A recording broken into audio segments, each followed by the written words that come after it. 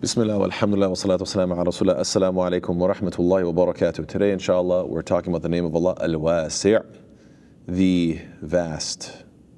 Coming from the root verb of wasu'a, yawsu'u, wasa'atan, or wasi'a, yasa'u, sa'atan, or wus'atan. Wus'an. Which means to be wide, roomy, spacious, vast, extensive, boundless, to pervade, to be well off. It could refer to money. To be well off, to be plentiful, bountiful, to have capacity, to accommodate.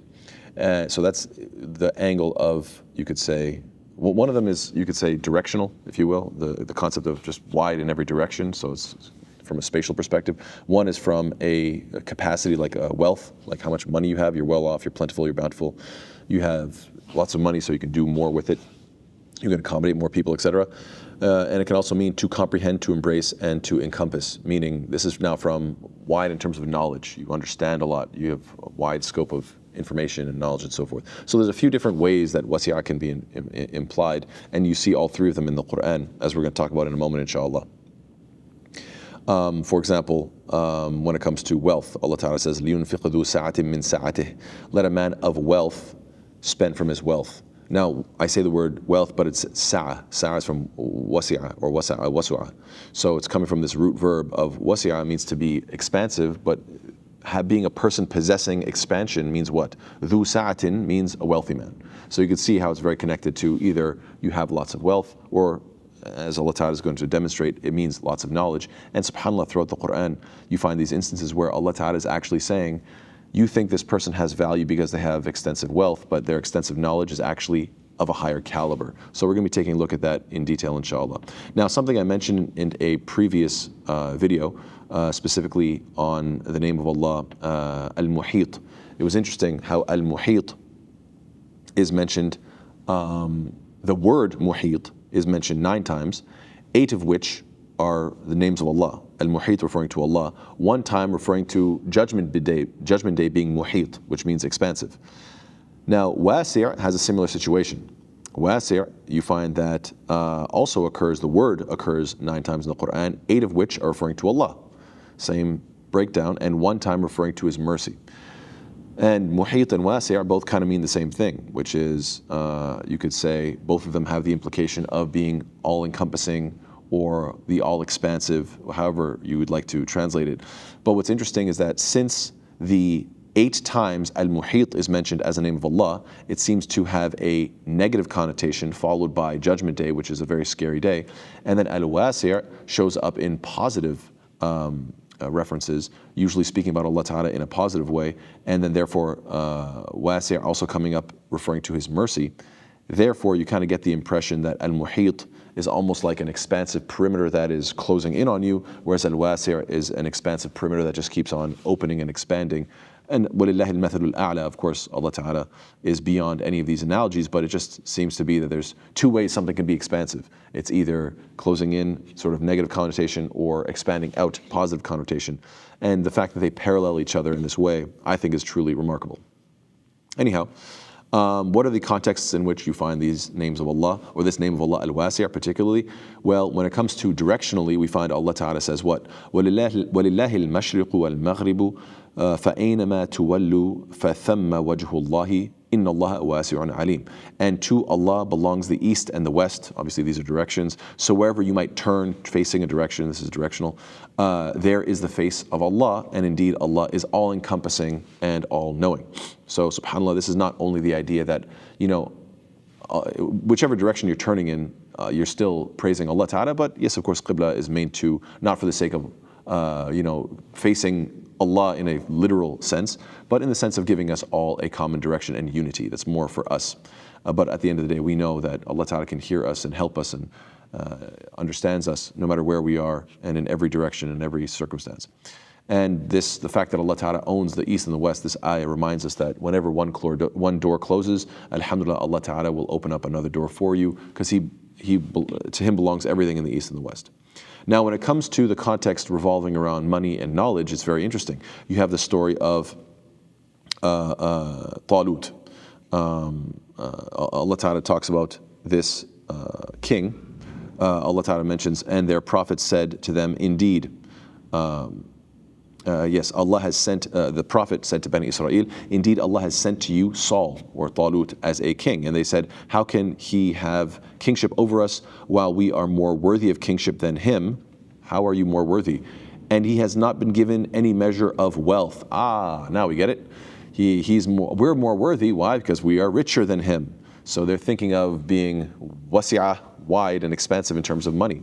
And then the response is what? قال إن الله اصطفاه عليكم وزاده بسطة في العلم والجسم excuse me. والله يؤتي ملكه من يشاء والله واسع عليم. He said, the Prophet said, indeed Allah has chosen him over you and has increased him abundantly in knowledge and in stature. So you guys think your extensiveness is in wealth, what makes you wasi' and abundant and so forth is your wealth. And Allah is saying, no, he is abundant in knowledge and also physically he's huge, because he was going to be a warrior, he was going to be a leader that fights. So he needs to be big, strong. And Allah gives his sovereignty to whom he wills, and Allah is all encompassing in favor and is all knowing. Furthermore, when it comes to money, we find that Allah Ta'ala mentions this name Al-Wasi' regarding being charitable. Allah says the example of those who spend their wealth in the way of Allah is like a seed of grain which grows 7 spikes, and each spike has 100 grains, and Allah multiplies his reward for whom he wills. So now you're giving this money away. Why? Because you have the knowledge that says don't be stingy and hold on to money, rather know that it's more important to give it. So this is putting your knowledge above the money, and Allah says, and Allah is what? Wallahu wasi'un alim. So yes, you have money and you want to hold on to it because it's important, but even more is giving it away because your knowledge supersedes it, your knowledge of Allah Ta'ala and the reward in the akhirah. Furthermore, stinginess, you could say the vice versa of this, same situation. When you put your money over top of your knowledge and you refuse to be charitable, Allah says what? Ash-shaytanu ya'idukum al-faqr, that shaitan threatens you with poverty and orders you to immorality, while Allah promises you forgiveness from him and bounty. Wallahu wasi'un alim, and Allah is encompassing in knowledge. So don't let your love of money overcome your knowledge of this deen, knowing that there is the reward of Allah Ta'ala and that He is going to give you His bounty, so be charitable. Furthermore, Allah Ta'ala mentions in regards to guidance, Allah Ta'ala says, and do not trust except those who follow your religion. Say, indeed, the true guidance is the guidance of Allah. Do you fear lest someone be given knowledge like you were given, or that they would thereby argue with you before your Lord? Say, indeed, all bounty is in the hands of Allah, and He grants it to whom He wills. So, قُلْ إِنَّ الْفَضْلَ بِيَدِ اللَّهِ يُؤْتِهِ مَن يَشَاءُ وَاللَّهُ وَاسِعٌ عَلِيمٌ, and Allah is all-encompassing and wise. So here the context is clearly about who has more knowledge in a discussion, who can argue in a better manner. But again, we find that the context goes back to wealth in Surah Nisa, ayah number 130, when talking about divorce. Allah says, وَإِن يَتَفَرَّقَا يُغْنِ اللَّهُ كُلًّا مِنْ سَعَتِهِ وَكَانَ اللَّهُ وَاسِعًا حَكِيمًا. But if they separate by divorce, Allah will enrich each of them from His abundance, and Allah is ever encompassing and wise. So again, you see this switching between the context of encompassing in knowledge and then encompassing in terms of wealth. Furthermore, Allah Ta'ala says with regards to the believers, sometimes people will leave the faith and you'll feel, oh no, that guy was an important person, that guy was a popular person, that person was a wealthy person. Allah Ta'ala is saying, these are not the considerations. Let those people leave. He's going to replace them with people that have better qualities. Right? Ya ayyuhalladhina amanu. من يرتد منكم عن دينه فسوف يأتي له بقوم يحبهم ويحبونه أذلة على المؤمنين أعزة على الكافرين يجاهدون في سبيل الله ولا يخافون لومة لائم ذلك فضل الله يؤتيه من يشاء. That is the true favor.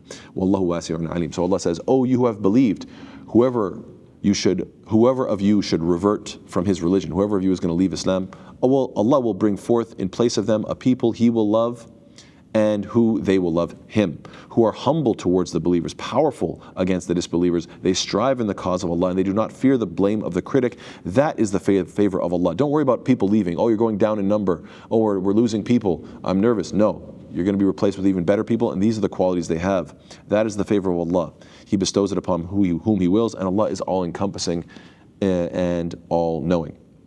But then again, it goes back to the context of marriage. You find in Surah 24, Surah An-Nur, ayah number 32, وَأَنْكِحُوا الْيَتَامَى, and marry the unmarried among you, and the righteous among you, male slaves and female slaves, if they should be poor, Allah will enrich them from His bounty.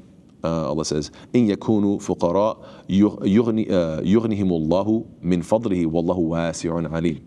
Allah is all-encompassing and knowledgeable. So I want to go over these to really show that, subhanAllah, the different contexts in which they occur, to show what can be vast, whether we're talking about literal directions, whether we're talking, which is just one context, whether we're talking about money, usually in the context of divorce, and then finally the highest of which is true knowledge, and that is always better than just money.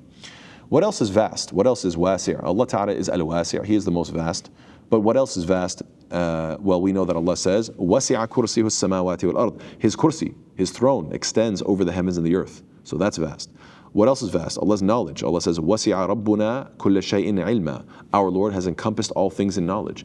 What else is vast? His mercy. When Allah says, إِنَّ رَبَّكَ وَاسِعُ الْمَغْفِرَةِ. His forgiveness. Allah says, indeed, your Lord is vast in forgiveness. وَرَحْمَتِي وَسِعَتْ كُلَّ شَيْءٍ. My mercy encompasses everything. SubhanAllah, these are beautiful things to be vast in. Allah Ta'ala says about both His mercy and His knowledge. Allah says, رَبَّنَا وَسِعْتَ كُلَّ شَيْءٍ رَحْمَةً وَعِلْمًا. Our Lord, you have encompassed all things in mercy and in knowledge. Furthermore, the Prophet says what? إِنَّ اللَّهَ عَزَّ وَجَلَّ يَبْسُطُ يَدَهُ بِاللَّيْلِ لِيَتُوبَ مُسِيءُ النَّهَارِ ويبسط يده بالنهار ليتوب مسيء الليل حتى تطلع الشمس من مغربها. Allah, the exalted and glorious, stretches out His hand during the night so that the people may repent from the faults committed during the day until dusk, and He stretches out His hand during the day so the people may repent for their faults they committed during the night. And He would accept repentance so long as the sun does not rise from the west. This is a very beautiful hadith and amazing motivation, I should say. This is amazing motivation for all of us. When we make a mistake at night and you wake up the next morning, make tawbah. Make tawbah right the next day, because Allah Ta'ala is extending His hands and saying, I know you messed up last night, but if you make tawbah immediately, then inshallah ta'ala, it'll be wiped away. And same thing, during the day, you do something foolish, you do something haram, and then when the night comes, now you have a change of, let's say, environment, a change of thinking, a change of mood, whatever. Now you kind of come back to your senses. Now is the time to what? Recognize that Allah Ta'ala is extending His mercy during the night. So subhanAllah, sometimes we need these reminders that Allah Ta'ala's mercy is there. Just ask Allah Ta'ala to forgive you and to repent. Furthermore, Allah is vast in all of His attributes and all of His names. As Allah says, وَلَوْ أَنَّمَا فِي الْأَرْضِ مِنْ شَجَرَةٍ أَقْلَامٌ وَالْبَحْرُ يَمُدُّهُ مِنْ بَعْدِهِ سَبْعَةُ أَبْحُرٍ مَا نَفِدَتْ كَلِمَةُ اللَّهِ إِنَّ اللَّهَ عَزِيزٌ حَكِيمٌ. And if whatever trees upon the earth were pens, and the sea was nothing but ink, replenished thereafter by 7 more seas, the words of Allah would never be exhausted. Indeed, Allah is exalted and mighty and wise. No matter how much you describe the greatness of Allah Ta'ala, names and attributes and beautiful words, poetry, whatever you want, you can never be done with the descriptions, the knowledge of Allah Subhanahu wa Ta'ala. And Allah's deen is also something that is vast. And by vast, I mean accommodating. Something wide, not narrow and tight and restricting and difficult. No, Allah Ta'ala's deen, this deen of Islam, is accommodating. It's not harsh, it's not rigid, it's not restrictive. The word sirat, in fact, we say, Ihdina sirat al-mustaqim. The word sirat means a wide and accommodating path. The Prophet says what? Inna dina yusr, walan yushad ad-deen ahadun illa ghalabahu. This religion is easy, and whoever overburdens himself in his religion will not be able to continue. He's going to be overcome by it. In other words, when you try to go to an extreme and try to do everything all at once, you're most likely going to burn out. Allah says, يُرِيدُ اللَّهُ بِكُمُ الْيُسْرَ وَلَا يُرِيدُ بِكُمُ الْعُسْرَ. Indeed, Allah intends for you ease and does not intend for you hardship. This deen is supposed to make your life easier. The Prophet says what? يَا أَيُّهَا النَّاسِ إِنَّمَا أَنَا رَحْمَةٌ مُهْدَاتٌ, which means, O people, indeed I am nothing but a gift of mercy. Beautiful hadith. We should be moderate in everything that we do. As Allah says, وَكَذَلِكَ جَعَلْنَاكُمْ أُمَّةً وَسَطًا. Thus we have made you a just community. And we should never try to burden ourselves more than it can bear, because Allah doesn't do that. Allah does not burden a soul more than it can bear. لَا يُكَلِّفُ اللَّهُ نَفْسًا إِلَّا وُسْعَهَا. Allah does not charge a soul except what is within its capacity. So now the question is, how does this name of Allah affect the believer? Many different points. One is, accept that Allah Ta'ala is beyond our comprehension. He is too vast for our limited minds to accept. He is Al-Wasi'. We're not going to be able to understand everything. We have to just accept what we can. Furthermore, you have to have a big heart, accommodating, forgiving, accepting of others. Allah is Al-Wasi'. You want to be expansive in your, accommodation of others, forgiveness of others, accepting of others, and understanding of their circumstances. We want to diversify our information. Don't live in an echo chamber. Try to widen your scope a little bit. We know that Dawood alayhi salam once gave a verdict when he only heard one side of the story. This is mentioned when Allah Ta'ala mentions and asks the question, وَهَلْ أَتَاكَ نَبَأُ الْخَصْمِ إِذْ تَصَوَّرُوا الْمِحْرَابِ, and has there come to you the story, the news of the adversaries, the two people arguing when they climbed over the wall of his prayer chamber. This is Dawood alayhi salam in Surah 38, ayah number 21, all the way to 25. I'm not going to go through the whole story, but essentially he made a verdict before listening to both sides, and then he fell into sajda and repented for that mistake. And Allah Ta'ala was testing him in order to make him an even better leader. So yes, we should seek a wide array of knowledge about Islam. We should not try to be so limited. Allah says, "Man yuridillahu bihi khayran yufaqihu fid din." Whoever Allah intends good for, He gives him understanding of this religion. We want to be people that are energetic, positive, outgoing, and creative, as opposed to being closed off, pessimistic, and unengaged in the world around you. Al-Wasi', expansive, wide. In other words, be that positive force in the world, inshallah ta'ala, and that should be reflected in you and also your community. The masjid should reflect openness so that we regularly have non-Muslims as visitors. We should not hide our Islam. Many masajid, unfortunately, many of our mosques, they basically treat they treat the masjid like, let's build a big barracks so we can build thick walls and keep our Islam in and keep everybody else out. That is not the objective. We want to bring people in as well so that we can teach them about Islam. We're not trying to fortify ourselves away from everybody. We should aim high in earning, not for materialistic purposes, but so you can benefit people and accommodate more people. Allah is Al-Wasi' in terms of knowledge, in terms of riches and wealth and so forth. Yes, you can work hard too, so you can be more generous to others, inshallah. And you should beg in anticipation for the vastness of paradise. I want you guys to think about this. Even in this world, it may be the case that you feel like I've seen it all. I've played every sport, I've visited lots of places, I've seen different climates, I've seen lots of beautiful things. Maybe you feel like you've discovered it all. And then sometimes, subhanAllah, you discover something incredible. Maybe you make new friends, or you fall in love with someone. Maybe you even find the joy of a new sport, or just something new that you never thought you'd do, and you discover something absolutely new. Now, if the options in this world, as limited as they are, can still surprise you, right? Then I want you to imagine what is waiting for you in paradise. SubhanAllah. Allah says, what? سَابِقُوا إِلَى مَغْفِرَةٍ مِّن رَبِّكُمْ وَجَنَّةٍ عَرْضُهَا كَعَرْضِ السَّمَاءِ وَالْأَرْضِ. Race towards the forgiveness of your Lord, and a garden whose width is like that of the heavens and the earth. SubhanAllah. This whole universe. Imagine, unending paradise. All the options. If in this dunya you can be surprised by new experiences, new things, new, flavors and tastes and people and humor and whatever else, joys. If you can get surprised every once in a while in this dunya, then subhanAllah, imagine the akhirah. The Prophet says what? مَوْضِعُ صَوْتٍ فِي الْجَنَّةِ خَيْرٌ مِنَ الدُّنْيَا وَمَا فِيهَا. Even a place the size, an area the size equal to a whip or a lash is better, in paradise, is better than this whole world and everything that is in it. And the final point I'll mention is what? That the Prophet ﷺ says that Allah says in a hadith Qudsi, أَعْدَدْتُ لِعِبَادِي الصَّالِحِينَ مَا لَا عَيْنٌ رَأَتْ وَلَا أُذُنٌ سَمِعَتْ وَلَا خَطَرَ عَلَى قَلْبِ بَشَرٍ. That I have prepared for my righteous slaves such an excellent reward as no eye has ever seen, no ear has ever heard, and no human mind or heart could ever even dream of or imagine. So may Allah Ta'ala make us of those who understand that Allah is Al-Wasi', that Allah Ta'ala is expansive, and that we look forward to His reward in the afterlife that is infinite and expansive. Ameen ya Rabbil Alameen. Jazakallahu khair. Wassalamu alaikum wa rahmatullahi wa barakatuh.